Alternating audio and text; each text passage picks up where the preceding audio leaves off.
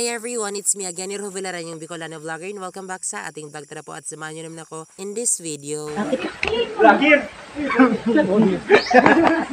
We are here po at Barangay Kitinday. Naimbitahan nga po kami ng isang organization na makapag-intermission number. Uy, vlogging! Vlogging! Ay, idol! Ang pangtay ka. Ito na tagal makualan. At that moment po, while others are celebrating, kami naman po ay nag-explore muna at naglakad-lakad while waiting for the others. Isa po ang barangay na ito sa may makikitang mga tourist attraction. Sa mga gusto pong bumisita, just search and visit na lang po.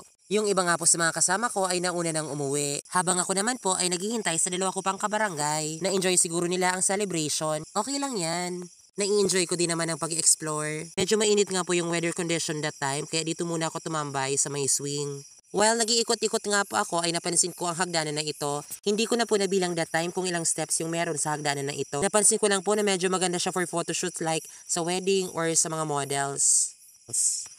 Pagkataas po ng hagdan ay makikita po natin dito ang altar at ang statue ni Mama Mary.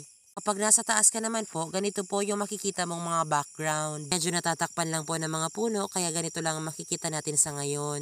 Naisipan ko na nga din pong bumaba at medyo mainit dito sa taas sa mga ganitong oras. At baka pwede ko na din po ayain yung dalawa sa mga kabarangay ko para kami ay umuwi na. Ayun lang naman po in this video. Thank you for watching. Until next time, bye!